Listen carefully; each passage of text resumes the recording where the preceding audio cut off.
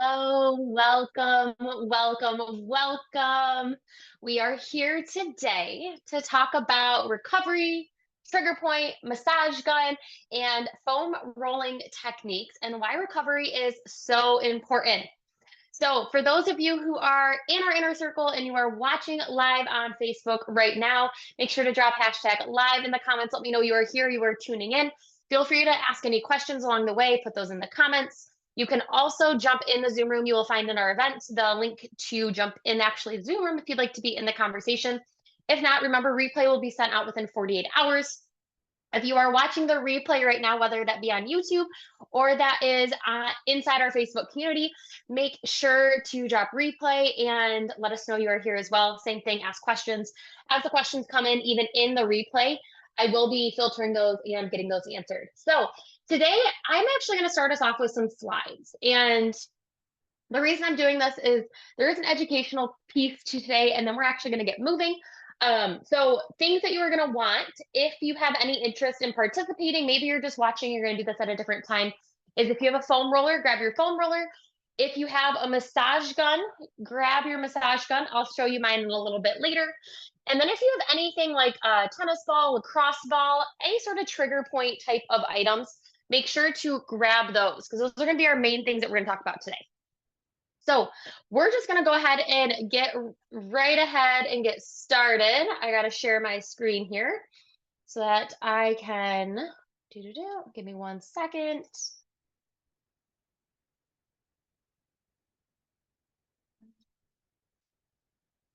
It's always fun when you are sharing.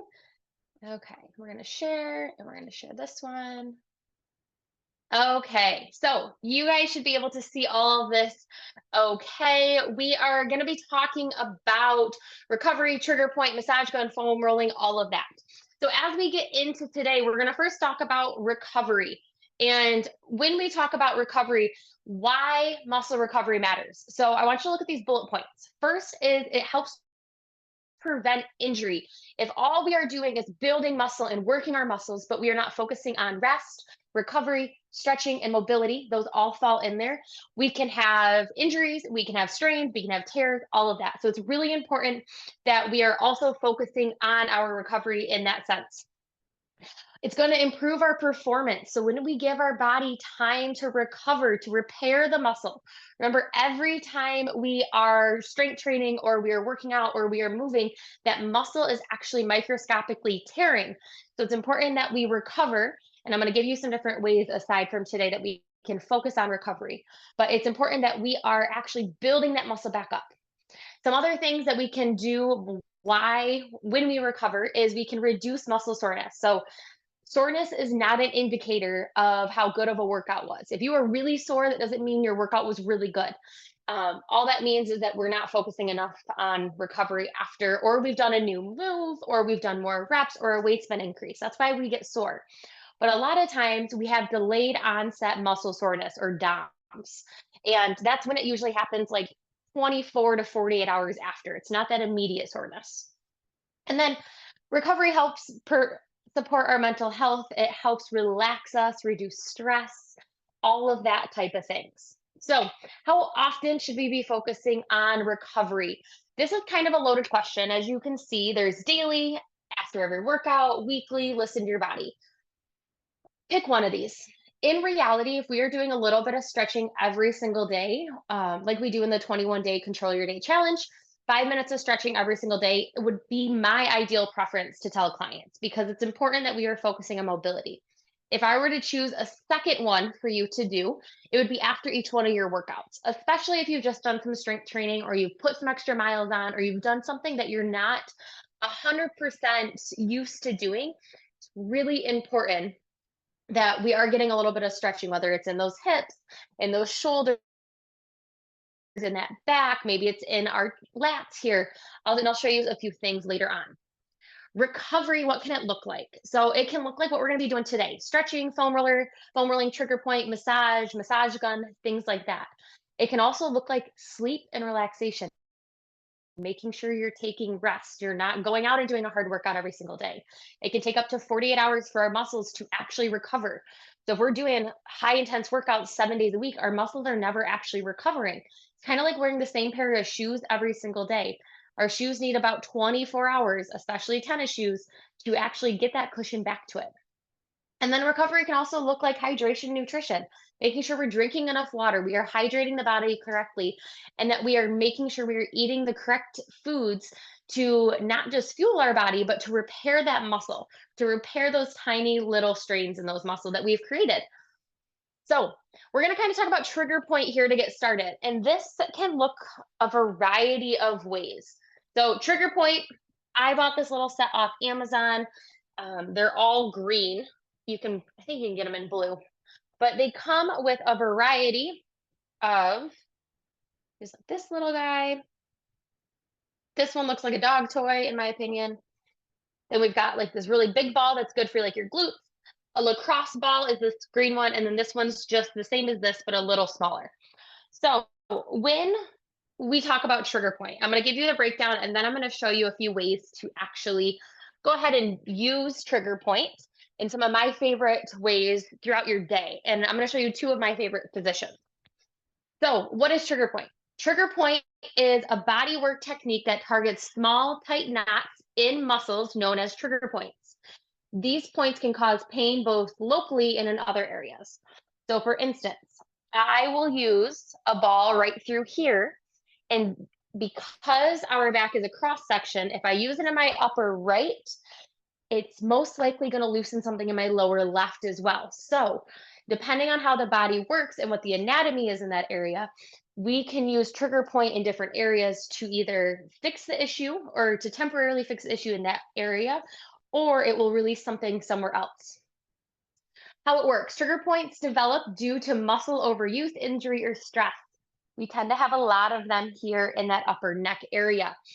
And applying direct pressure helps to release the knot, reducing pain and improving muscle function. So, kind of like, I don't know if you've ever had anyone like take their thumb and like squeeze a trigger point here. It doesn't feel great. I'm going to be completely honest. Foam rolling and trigger point do not feel the most awesome. But what I will say is, in the end, if we breathe through it, it feels really good and it actually releases all the muscles and it can feel good for the remainder of the day. Benefits of trigger point: relieves muscle tension and pain, improves circulation, increases range of motion, promotes relaxation, aids in injury prevention. Increases range of motion. For instance, if I have a muscle right here that is really tight that I'm struggling to get my arm up, if I do some trigger point down here, that may relax the muscle just enough to increase my shoulder range of motion. Common techniques, which we will cover here, is direct pressure, circular motion massage, or stretching the affected muscle. So it kind of can be a little bit of a stretch and a pressure situation. So I'm going to stop sharing for a minute and we're actually going to practice this. So if you do have your trigger point stuff, feel free to grab it. And the two spots that I'm going to show you today is going to be the bottom of your feet, because I feel that this is an amazing one to do because we are in shoes and we are in socks. And what that's doing is it's pulling our toes together. And when it pulls our toes together and then pulls on the bottom of your feet, pulls up your calves, pulls up your hamstrings, goes into your glutes, like our feet are so important. So I recommend grabbing either a lacrosse ball, so that little bit heavier one, or this one's a little bit softer. And this is where you can do this just standing at your desk. And that's what I'm going to show you is some practical things you can do sitting or standing. So you're just going to take that ball and you're going to roll it on that arch of your foot. So I'm just kind of rolling it. And the more pressure you put down, the more intense it's going to be. When you find a spot, which I just did,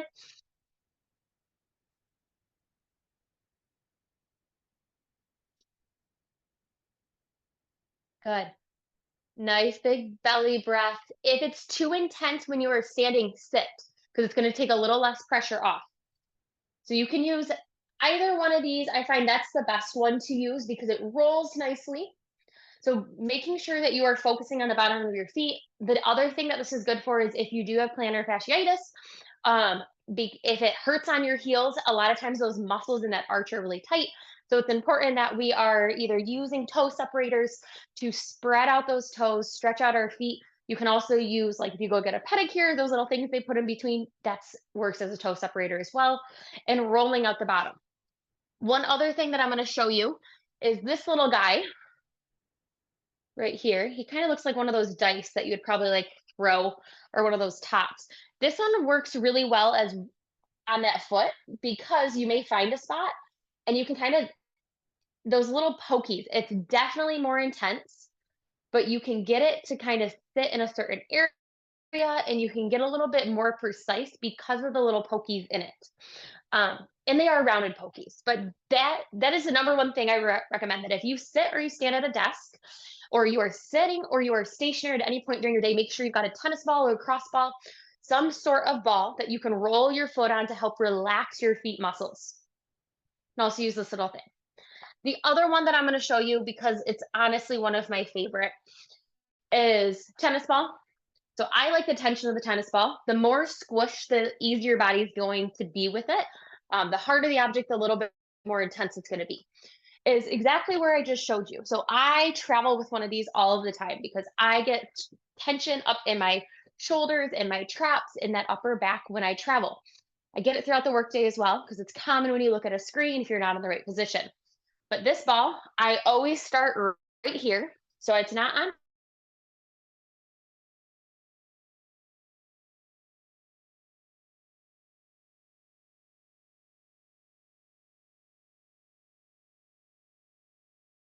So you're going to angle. You can also lay on the ground, and then I will move my arm through an I, a Y, and a T. And then I will also, I'll shift it down a little, and then I'll do an I to W. This right here, based on the pressure that you are giving in. And this is where I always recommend standing first because you can control that pressure a little bit better. Once you feel good, lay down on the ground, put the ball in the same exact space, move through your I's, Y's, your T's, your I's to W's, all of that. Because what will happen is when we're on the ground, it's your full body weight. So it's more intense. So start standing. You can work your way down. That is going to release the tension up there.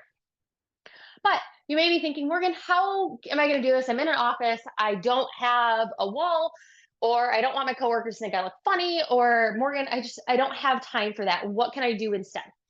That's where we're going to move on into the massage gun here in a second. But the two number one things that if you take anything away from today, is have a tennis ball. You don't even need the whole set. Grab a tennis ball, grab a cross ball, and start focusing on that upper back area, and start focusing on the bottom of your feet, because right there, that is going to help release the stress up here on both ends. We got relaxing and relaxation up top, and we got it down in the bottom. And if we can start getting those feeling good, the rest of the body will kind of start to fall into place. So let's get back to the slides here for a second.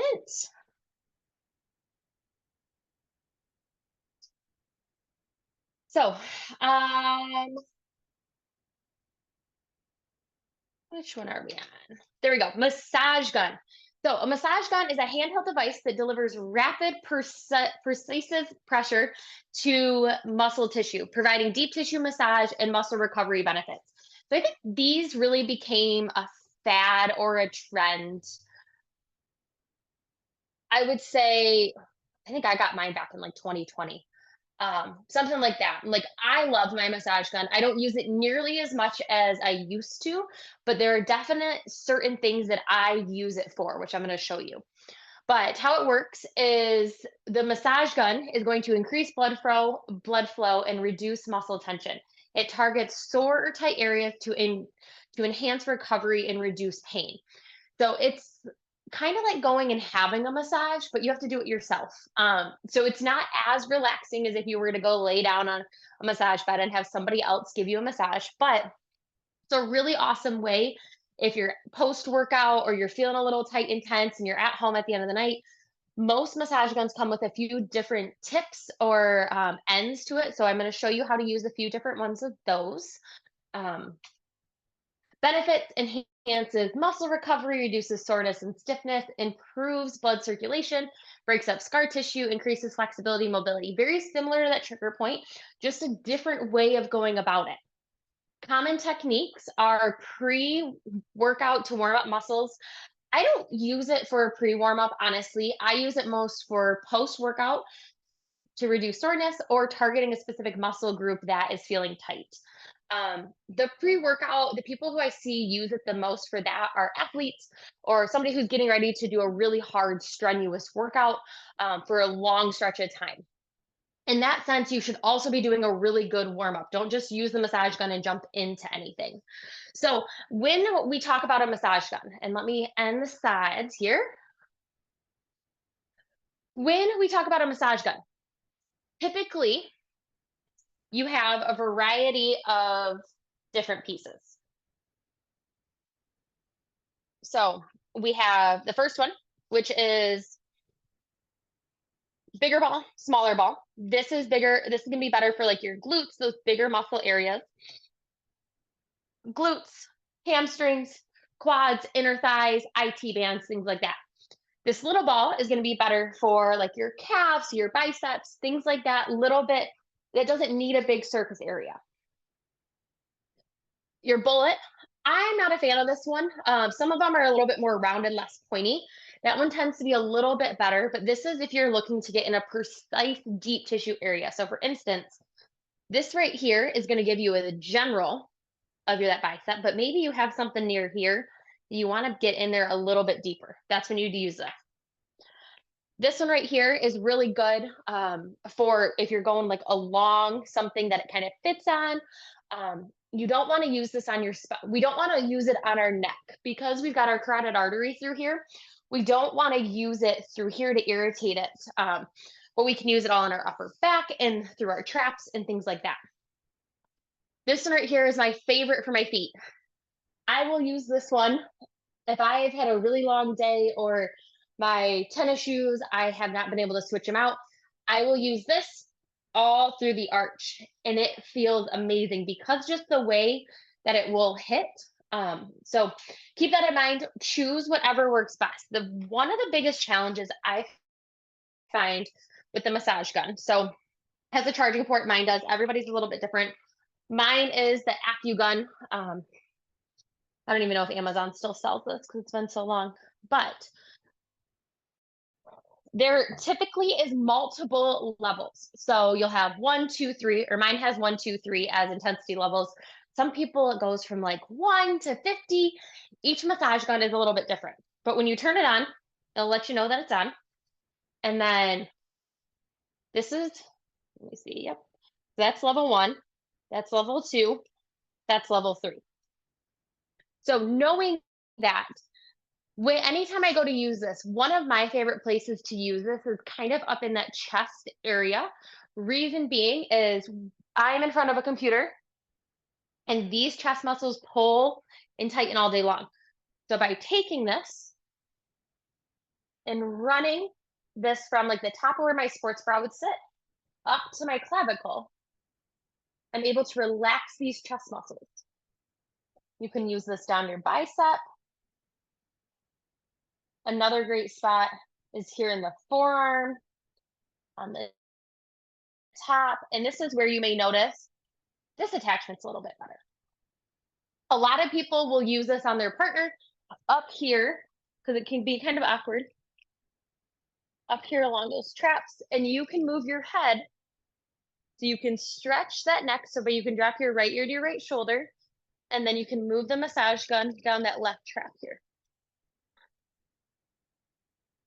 You will feel a difference. For instance, if I'm hitting here, there's no bone. Whereas if I hit here, it's going to, you feel a difference in the gun when you are on the bone. So being aware of, we don't want to run it over the bone. We don't want to run it over the spine. We want to keep it on the muscle.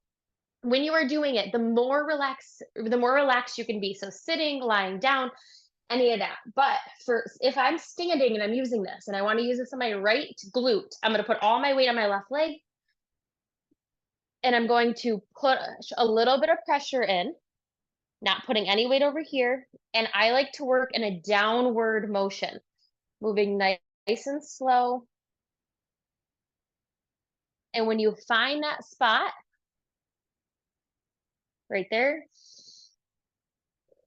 nice big deep breaths, and then moving that down.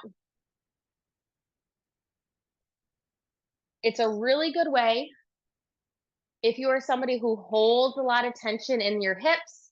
I highly recommend either doing some trigger point in those hips, using a massage gun, or foam rolling, which foam rolling will address here in a little bit. But I recommend this because you'll find where there's a spot and then you'll move, and you'll relax, and you can move that leg around, you can do some stretching, and then go back to it.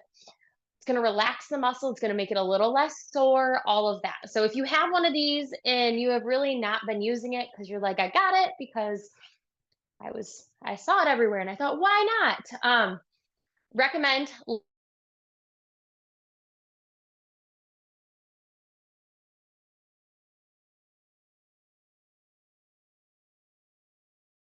to do your back. It is a little bit more challenging because to stay relaxed while you work it.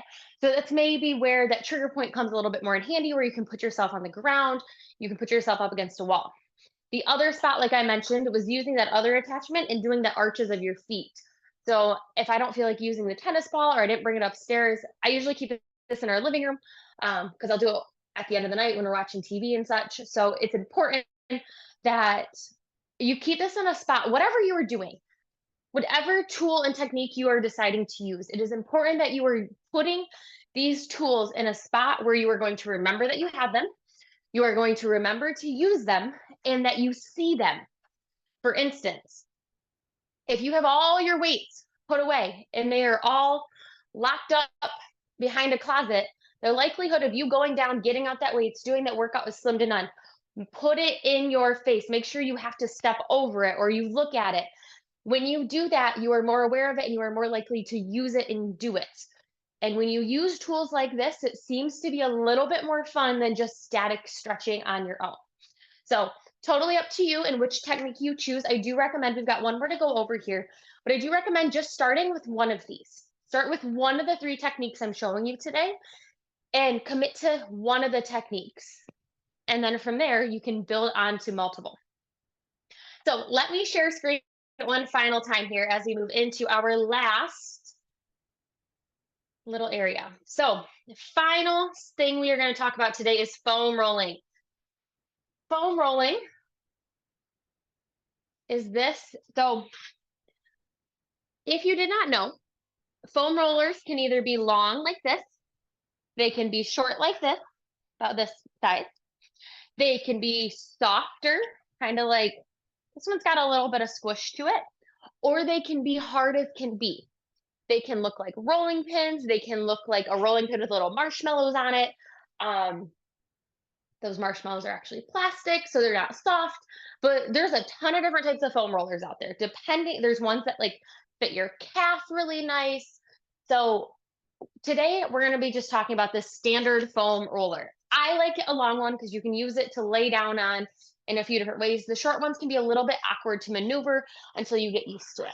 But for our foam rolling is also known as self-myofascial release. Involves using a foam roller to apply pressure to muscles, helping to release tightness, improve blood flow, and enhance recovery.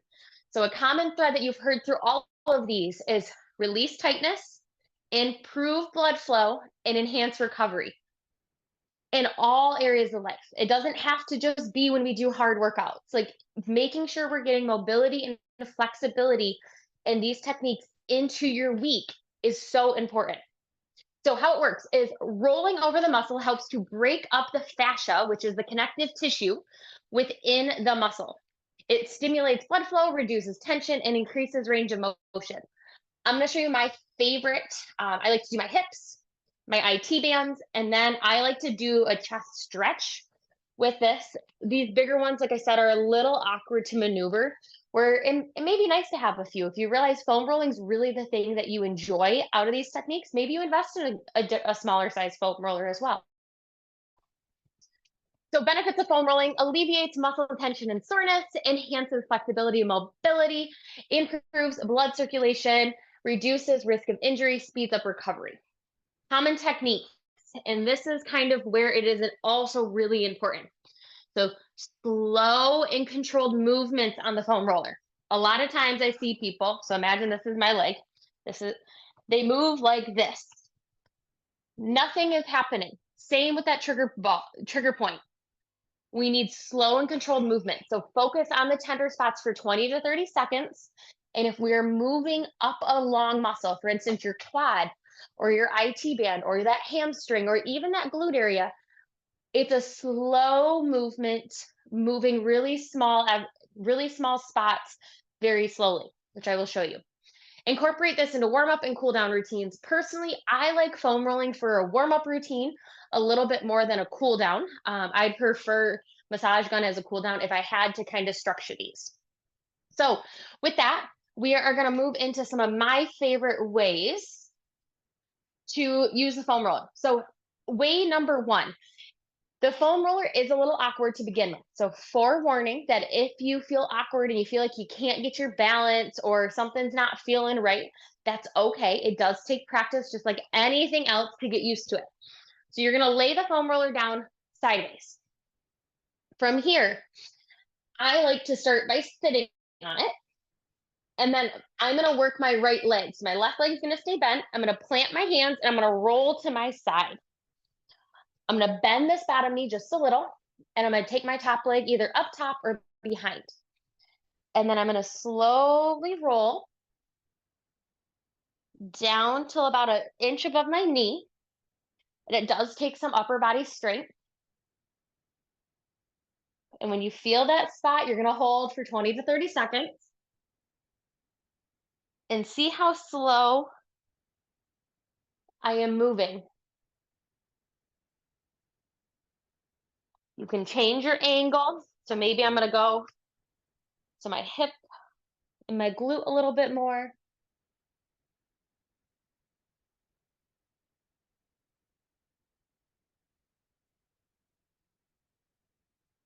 The other one that's really nice.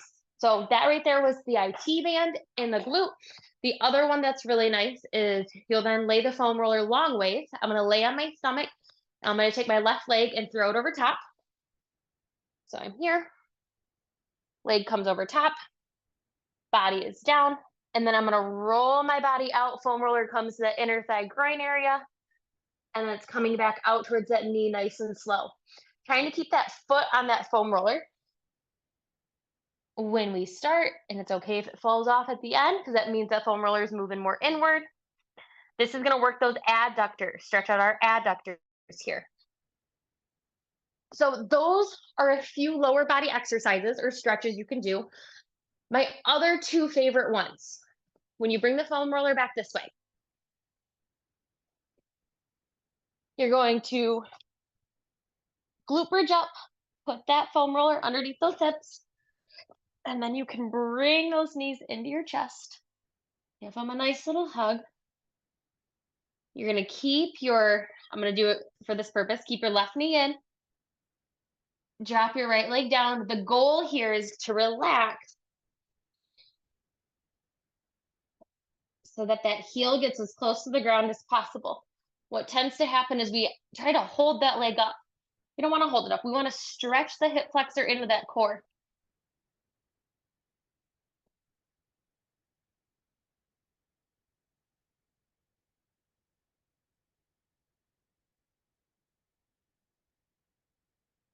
Good. Always give them a nice little hug. You'll drop those feet, pull that foam roller out. And the last one that I absolutely love, so we bring that foam roller back this way. And if you guys have specific areas that you want support on, of Morgan, I feel it in my lats, or I feel it in my chest, or I feel tightness here. Tell me where you feel the tightness, and I will give you a trigger point, a massage gun, and a foam roller spot and what to do with it. But for now, because we have more of a general, I'm hitting some of the points in some of my favorite moves. But if you have a spot that you want support on, drop it in the comments, let me know, and I will send you videos. I will tell you what to do and where to put the foam roller. So for this one, This can only be done if you have one of these long foam rollers. I'm gonna put my tail down here and my head at the top. So we'll lay down, head and tailbone, hips tucked, low back pressed into your foam roller. Hands come up, feet flat on the ground. From here, I'm gonna reach back as far as I can, trying to touch my thumbs to the ground while keeping my low back pressed into the foam roller. Not doing this, not flaring that rib cage. Back to center. Y, T. Those I's, Y's, and T's I talked about when we were standing. We can do them laying down on this foam roller as well. This is one of my absolute favorite after a long day because you don't just feel this as a stretch in that chest, but you feel it as a stretch in your shoulders. And that back gets it's a nice little massage. The last one here is arms out straight, shoulders back and down. Drive your elbows down. See how my hands came up off the ground? Try to only drive those elbows down so those hands stay on the ground. This is another great one to open up that chest. Because remember,